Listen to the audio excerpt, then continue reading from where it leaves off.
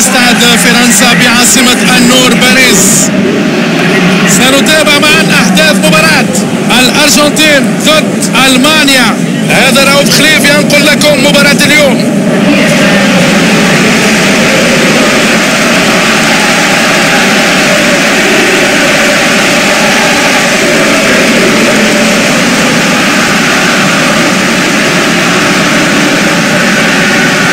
الشخصيات البارزة، تحية للنشيد الوطني.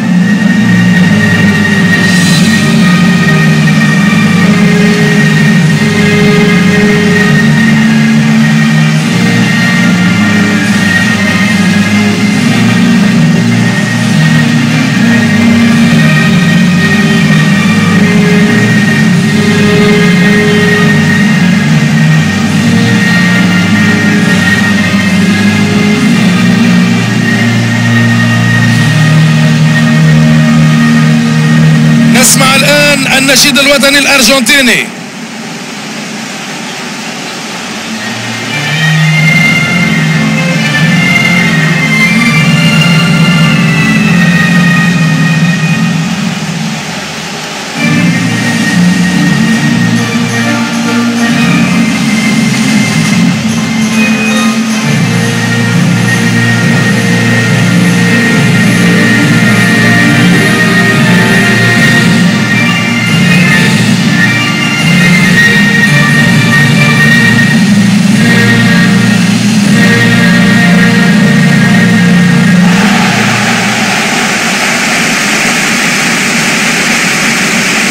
الأرجنتين سيكون تشكيله الأساسي اليوم على النحو التالي: في حراسة المرمى سيرخيو روميرو، أوتاميندي، ماشيرانو، زاباليتا، ماركوس روخو، بانيجا، باستوري، دي ماريا، ميسي، تيفيز، أغويرو.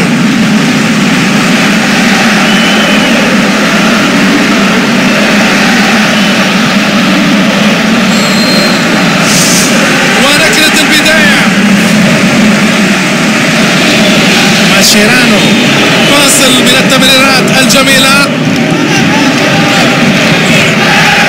باستوري، أوتاميندي، إنه في الطريق إلى المرمى وكأنه إعفاء مؤقت من العقوبة. يعجبني كثيرا الفريق الذي يضغط من الأمام هكذا، وأظن أنهم تصرفوا بصورة رائعة في إبعاد التسديدة. ألمانيا ينفذ أول محاولة جدية على المرمى، وتخرج الكرة إلى رمي التماس.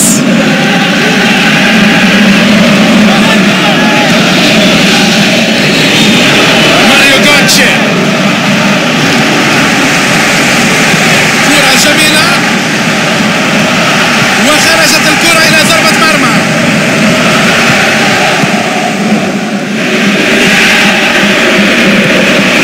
زاباليتا ينطلق على اليمين، من يلحق ومن يحاول أن يلعبها بينية.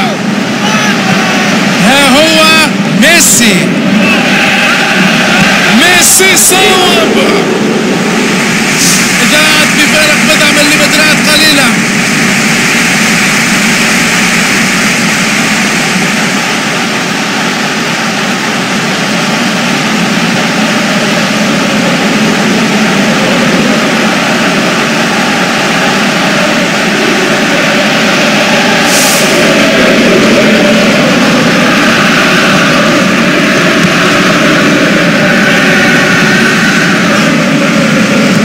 يرسل كرة طولية إلى المساحة الفارغة.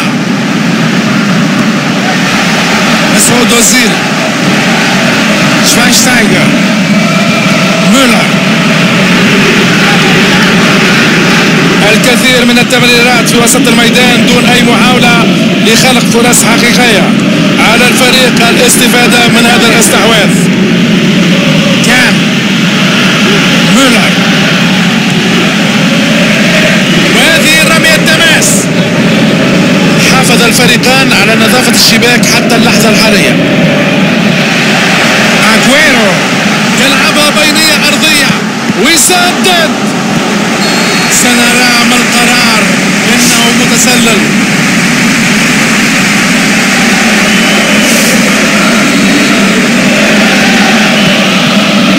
وين الدفاع يا ناس؟ الحارس في المواجهة لوحده واللعب وجول.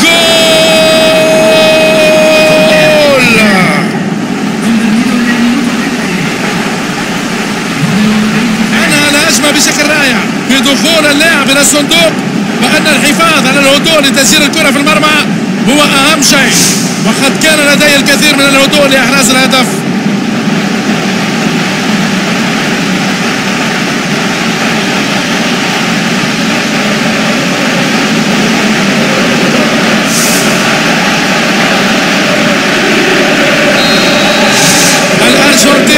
يسجل الهدف الأول للمباراة، تقدم مستحق.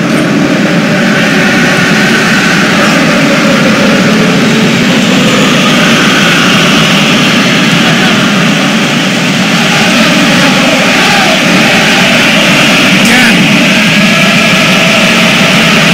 شفاينشتايجر، توني كروس وصلت إليه، يحاول لعب كرة بينية غدارة. باستوري، كرة طولية في المساحة الخالية، تمكن من تمريرها إلى تيفيز، والحارس يلعبها بعيدة عن مرماه. بانيجا، وتقطع الكرة عند هذه اللقطة بعد استحواذ بدون أي محاولات تذكر لخلق فرص حقيقية للتسجيل. كرات قصيرة لا تسمن ولا تغني من جوع. توني كروس، كرة واعدة على اليسار، هل سينطلق ويكمل المشوار؟ تسلل على مسعود أوزيل،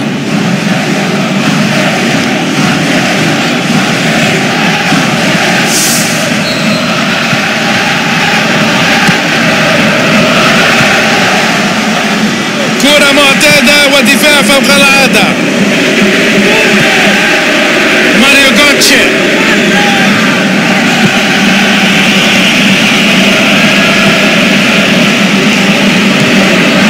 ماتس بوميكس، توني كروس.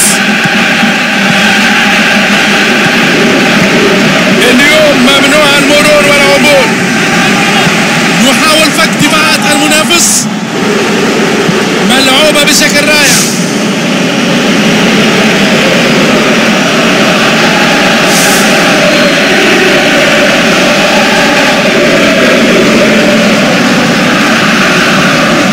ركنية قصيرة، يرسل كرة عرضية إلى حدود منطقة الجزاء. تمريرة سيئة لا تصل إلى اللاعب.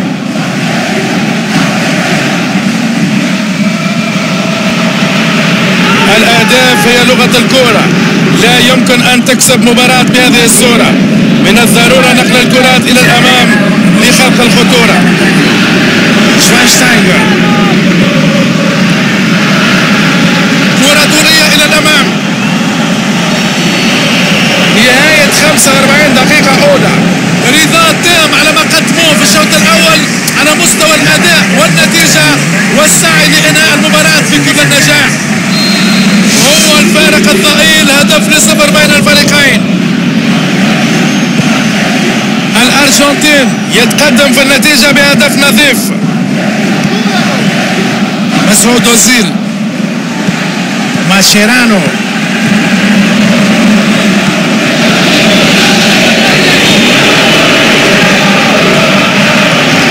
تناقل جيد للكرة.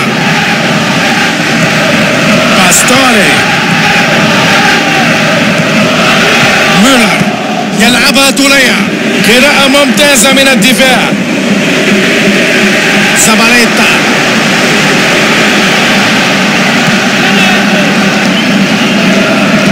ويتزحلق تجاهه بانيجا، يرجعها إلى الخلف. ها هو مسعود أوزيل يلعبها بينية أرضية. مولر، تعرض الحارس لاختبار حقيقي في هذه الكرة بالتأكيد، تستحق الإشادة. صحيح أنها خرجت بعيدا لكنه لعبها بطريقة جيدة.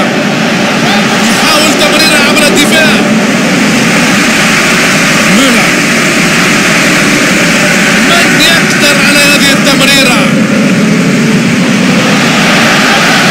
يلعبها أرضية، الدفاع في المكان لإبعاد الكرة. ماتس بومينز، ميسي صوب وقد فعلوها، أصبحوا متقدمين بفارق هدفين. هذا هو ما يحدث عما يسمحون للاعب من هذا الطراز بالحصول على مساحة في منطقة الجزاء. والسؤال هو لماذا لم يقم أحد بإحكام مراقبته؟ دفاع انتحاري في رأيي.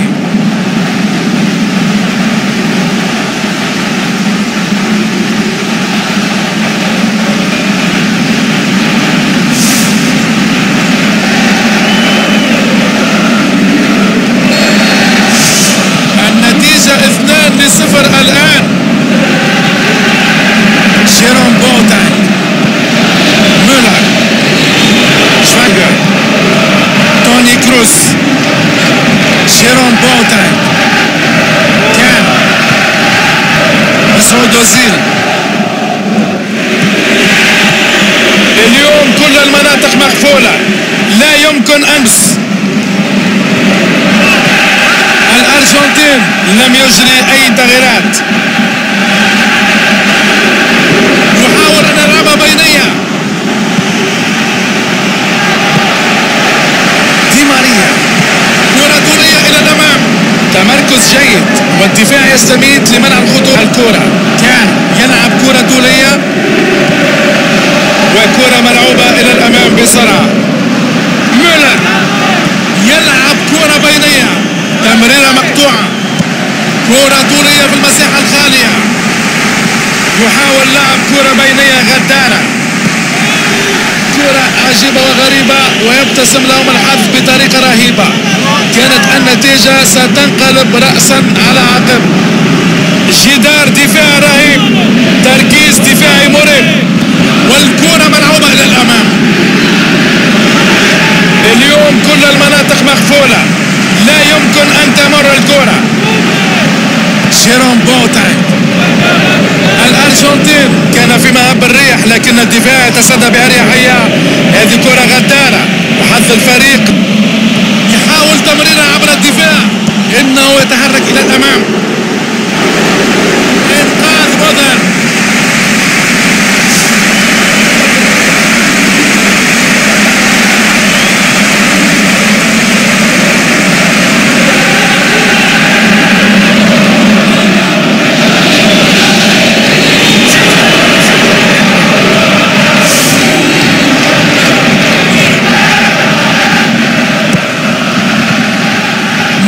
جوتشه،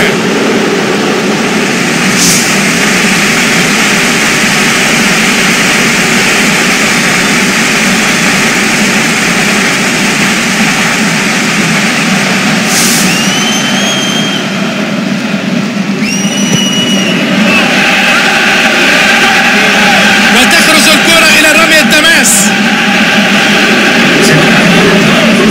الكرة للأمام،